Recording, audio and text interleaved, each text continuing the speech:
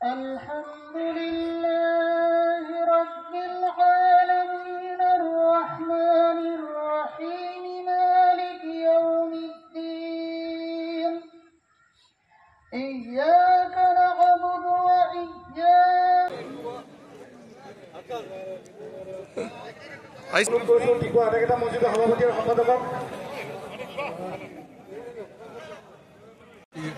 সুন্দৰ ফৰকাল বতৰত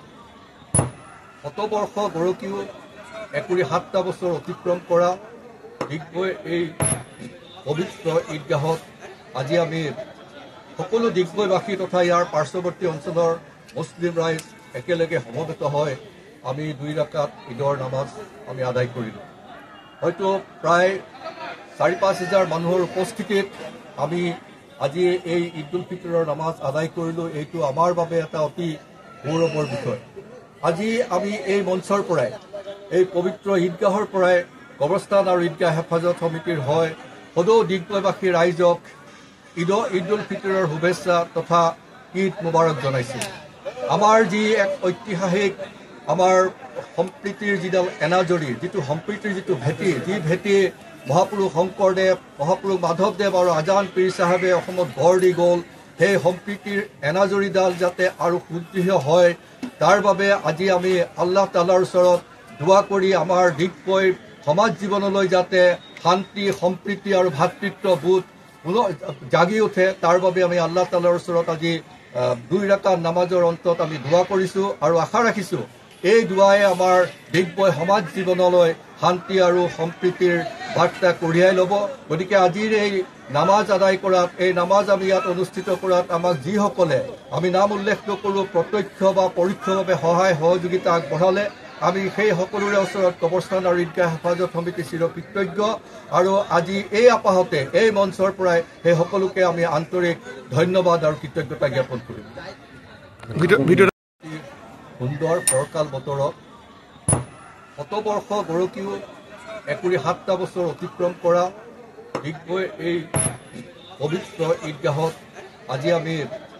সকলো দিগবৈবাসী তথা ইয়াৰ পাৰ্শ্বৱৰ্তী অঞ্চলৰ মুছলিম ৰাইজ একেলগে সমবেত হয়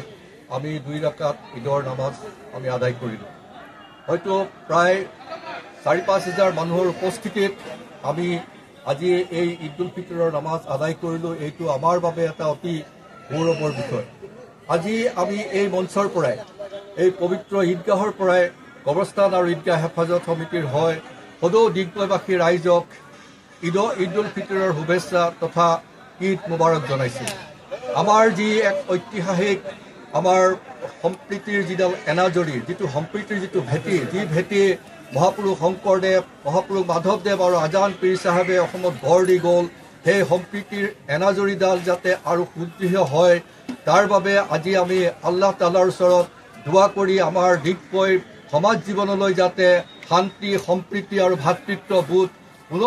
জাগি উঠে তাৰ বাবে আমি আল্লাহ তাআলাৰ ওচৰত আজি 2 ৰাকাত নামাজৰ অন্তত আমি দোৱা কৰিছোঁ আৰু আশা ৰাখিছোঁ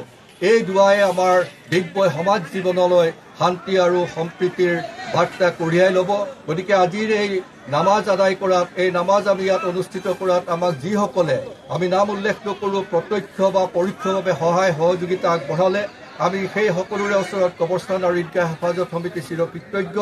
আৰু আজি এই আপাহতে এই মঞ্চৰ পৰাই সেই সকলোকে আমি আন্তৰিক ধন্যবাদ আৰু কৃতজ্ঞতা জ্ঞাপন কৰিম।